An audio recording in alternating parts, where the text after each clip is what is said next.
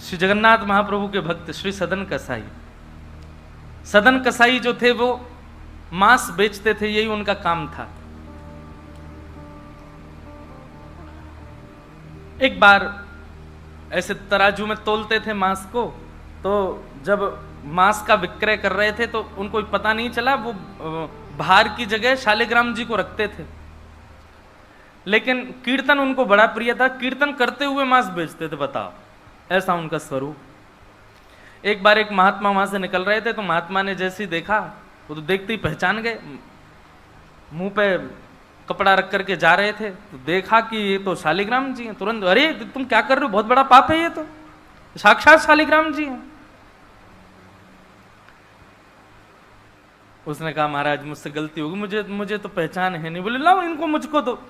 शालिग्राम जी ले लिए महाराज, जाकर के शुद्ध नदियों के जल से स्नान कराया, पंचामृत स्नान कराया, इत्र लगाया, चंदन लगा करके चांदी के सिंहासन पर बैठा के माला पधरा दी, ठाकुर जी का कीर्तन, बढ़िया खीर बना के भोग लगाई और खूब रोए। महात्मा बोले कि नाथ आप भी कहाँ के कसाई के यहाँ बैठे थे, अब आप विराजो, प्रेम से रतन सिंहासन पर विराजो। ठाकुर जी विराज गए। रात्रि को महात्मा के स्वप्न में आए और स्वप्न में आकर के बोले सुनो, सुबह होते ही हमको ले जाओ और हमको वो सदन कसाई के पास छोड़ के आओ। महात्मा बोले वहां प्रभु मांस बेचता है, वो आपको तोलता है, तोलने के लिए भार बना करके रखता है, आप उसके यहाँ क्या करेंगे। ठाकुर जी कह रहे हम जितना कह रहे हैं उतना करो बस। बोले नाथ ये तो वेद विरुद्ध हो जाएगा, ये तो शास्त्र विरुद्ध हो जाएगा, मैं आपको कैसे वहां छोड़ के आ सकता हूं। आपको वहां क्या सुख मिल रहा है, वो शुद्ध नहीं, पवित्र नहीं, उसका स्थान अच्छा नहीं। मांस विक्रय करने वाला व्यक्ति, महापापी व्यक्ति, वहां क्यों जाना है आपको। ठाकुर जी बोले कहीं पर हमको स्नान करने में सुख मिलता है, कहीं हमको सिंहासन पर बैठने में सुख मिलता है, कहीं भोजन करने में सुख मिलता है, कहीं माला पहनने में सुख मिलता है। सदन कसाई के हमको लुढ़कने में सुख मिलता है। उसकी तराजू में जब वो तराजू से तोलता है तो हम इधर उधर लोटपोट होते हैं, हमको उसमें बहुत आनंद आता है। हमको छोड़ के आओ उसके पास ही। और वो मांस विक्रय करता है, चलो जो भी है, लेकिन जब उसके यहाँ तोला जाता है और वो तोलते समय हम लुढ़कते हैं तो वो कीर्तन गाता है, वो मुझे बहुत अच्छा लगता है। मुझे उसके पास छोड़ के आओ। न जाने कौन से गुण पर दयानिधि रीझ जाते। सदन कसाई के पास महात्मा वापस आ गए और आकर के शालिग्राम जी देने। सदन कसाई बोलो नाथ यहाँ क्यों ले आए इनको दोबारा, यहाँ तो मांस बिकता हूं मैं, बहुत गंदा स्थान है ये। बोले धरो इनको अपने पास ही। ठाकुर जी रात में स्वप्न में आकर के कह के गए कि उनको तुम्हारे संग ही रहना है। हाथ पांव कांपने लगे, नेत्रों से अश्रुधार गिरने लगे सदन कसाई के। मन में विचार करते हुए कहता है कि मैं इतना पापी, इतना गंदा इंसान, और ये ठाकुर जी मुझसे मिलने के लिए मेरे पास चले आए। मैं इनके लिए इतना भी नहीं कर सकता कि ये दूषित काम ना करूं। ज्यादा से ज्यादा क्या होगा, भोजन ही तो नहीं मिलेगा मुझे, धन ही तो नहीं कमाऊंगा, लेकिन इससे बड़ा और धन क्या चाहिए कि ठाकुर जी मेरे से मिलने के लिए व्याकुल हो रहे हैं। उसी समय सदन कसाई ने अपनी दुकान बेच दी, सब काम बंद कर दिए और बस अपने ठाकुर जी के लिए जीवन जीने लगा। आप मुझसे मिलने के लिए तड़प रहे थे नाथ, अब मैं तड़पूंगा आपसे मिलने के लिए, मैं आऊंगा आपसे मिलने के लिए। और निकल पड़े सदन कसाई जगन्नाथपुरी की ओर। पूछा लोगों से कहां है पुरी, लोगों ने दिशा बता दी। बोले वहीं विराज रहे हैं जगत के नाथ, वहीं विराज रहे हैं साक्षात नंदन नंदन। एक सदन कसाई निकल पड़ा जगन्नाथपुरी की यात्रा पर। बस बार बार उसके मन में एक ही भावना आती है, आप मेरे से मिलने के लिए तड़पे थे, आप मेरे पास रहने के लिए तड़पे थे, मैं आऊंगा आपसे मिलने के लिए। और निकल पड़ा। कीर्तन की टोलियां जा रही हैं, वैष्णव जन नाचते गाते हुए जा रहे हैं। जैसे जैसे वैष्णवों की टोलियां और कीर्तन की टोलियां निकलती हुई देखे सदन कसाई, उसका मन हो कि मैं भी चला जाऊं।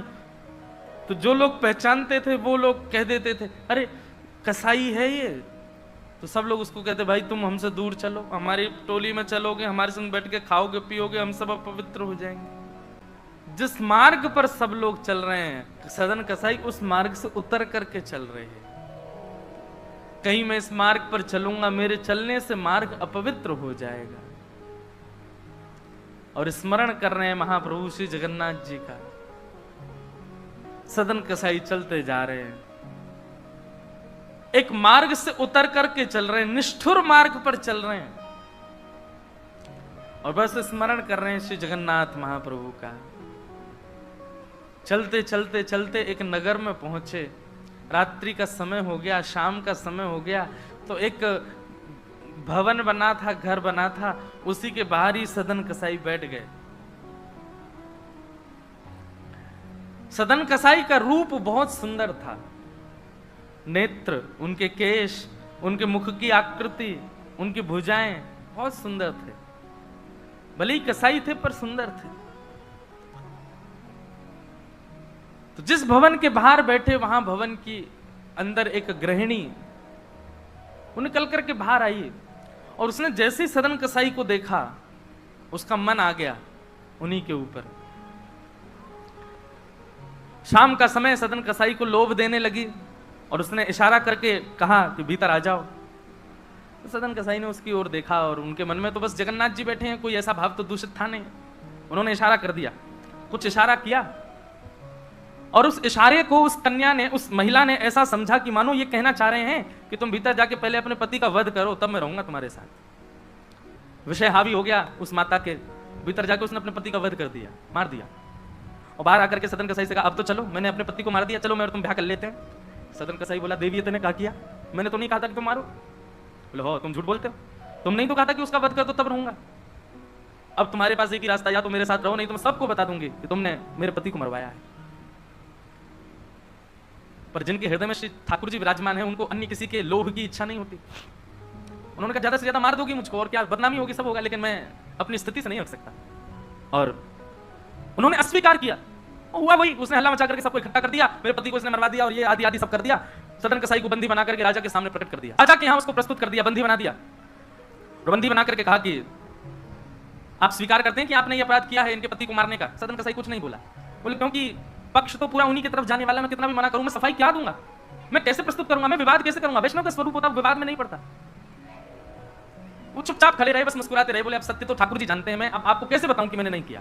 मैं कहूं कि मैंने नहीं किया तो मेरे पास कोई प्रमाण नहीं है ना देने का कि मैंने नहीं किया। और प्रमाण देने के लिए, इकट्ठा करने के लिए, इतने प्रपंच में पढ़ने के लिए मैं नहीं निकला हूं। मैं तो जगन्नाथ जी से मिलने के लिए, आपको जो दंड देना है बस मृत्यु दंड मत देना, बाकी जो दंड देना है दे दो, मुझे जगन्नाथ जी का दर्शन करना है। राजा ने सदन कसाई की बात तो मानी कि मृत्यु दंड तो नहीं दिया, पर कहा कि जिन हाथों से तुमने उस व्यक्ति का वध किया उन हाथों को हम काट देंगे। सदन कसाई बोले मैंने एक बार एक कथा में सुना है कि श्री जगन्नाथ जी की भी भुजा नहीं है, लो काट दो, जैसे मेरे स्वामी वैसा मैं, और अपनी दोनों भुजाएं आगे कर दी। मेरे स्वामी भी तो ऐसे ही रहते हैं। सदन कसाई ने अपने दोनों हाथ आगे किए और राजा के दूतों ने उनके हाथ काट दिए। पीड़ा में नहीं है, प्रसन्नता में है। आंसू तो निकल रहे हैं नेत्रों से, पर प्रसन्नता के आंसू हैं कि नाथ आपने किसी रूप में तो मुझे स्वीकार किया। चलते जा रहे हैं, रक्त बह रहा है दोनों तरफ से। बस रास्ते में एक ही प्रार्थना कर रहे हैं, नाथ है तो ये शरीर ही और यही माध्यम है मुझे आपके दर्शन का। इसमें जो ये पीड़ा हुई है, जो रक्त संचार हो रहा, रक्त जो निकल रहा है, बस इससे केवल ठाकुर जी इतना, बस इतना रक्त बचने देना भीतर कि मैं जगन्नाथपुरी पहुंच जाऊं, आपका दर्शन कर लूं, उससे पहले मेरे प्राण ना निकल जाए। और चलते जा रहे हैं। जैसे ही श्री क्षेत्र में उन्होंने प्रवेश किया और जैसे ही प्रवेश किया, ब्रह्म वेदी पर श्री जगन्नाथ जी झूमने लगे। पुजारियों ने जाकर के कहा महाप्रभु जी आज्ञा करें, आप इतने प्रसन्न क्यों हैं? बोले मेरा एक भक्त आया है, वो बेचारा बहुत कष्ट में है, आप लोग तुरंत पालकी लेकर के जाइए, उसको लेकर के आइए यहां पर। पुजारी सब पालकी लेकर के दौड़े और पुरी में प्रवेश कर रहे। वैष्णवों से पूछने, अरे भैया महाप्रभु जी का कोई भक्त आया है क्या? महाप्रभु जी ने पालकी भेजी है उसको ले जाने के लिए। महाप्रभु जी आज बड़े प्रसन्न हैं, उनका कोई परम वैष्णव भक्त आया है। तो सदन कसाई ने जैसे ये बात सुनी कि पुजारी हल्ला कर रहे हैं, कोई बहुत बड़ा भक्त आया है, महाप्रभु जी ने उसके लिए पालकी भेजी, तो सदन कसाई इतने खुश हो गए, बोले आज ठाकुर जी के दर्शन तो होंगे, उनके एक प्रिय भक्त के भी दर्शन हो जाएंगे, कितना मेरा सौभाग्य होगा। और रही बात, मैं तो बहुत बड़ा पापी हूं, मैं तो रास्ता भर यही सोचता आ रहा था कि मैंने इतना पाप किया, इतना मांस बेचा है जानवरों का, महाप्रभु जी पता नहीं मुझसे नाराज होंगे। पर आज लगता है कोई परम वैष्णव भक्त आया तो महाप्रभु जी का मूड बढ़िया होगा, आज प्रसन्न होंगे। तो प्रसन्न मुद्रा में ठाकुर जी बैठे होंगे, तब मैं दर्शन करूंगा तो मेरे सारे अपराधों को क्षमा कर देंगे। वहां तो भीड़ लग गई पालकी के पास में, बोले हम हैं परम भक्त, और वो सदन कसाई दूरी खड़े हैं, बोले इनमें से कोई होगा जो पालकी में बैठेगा, आज पहले उसको प्रणाम करूंगा फिर महाप्रभु जी को करूंगा। वहां तो इतनी भीड़ लग गई कि पंडा पुजारी पालकी लेके जान बचा के भागे वहां से, क्योंकि सबको लगता है कि हमसे बड़ा भक्त तो कोई है ही नहीं। पालकी खाली लौट करके आ गई। महाप्रभु जगन्नाथ जी बोले तुम खाली आ गए, लेके नहीं आए उनको? बोले भगवान आपके एक दो भक्त तो है नहीं, वहां तो हजारों भक्त, एक पालकी उसमें कितनों को बैठा किया है, सब चढ़ने लगे। बोले हम है भक्त, हम है भक्त। आप कोई संकेत बताओ, आपके भक्त का कोई लक्षण। श्री जगन्नाथ प्रभु के नेत्र सजल हो गए, बोले मेरी तरह उसके भी हाथ नहीं है, जो आया है वही है मेरा भक्त, उसको लेके आओ।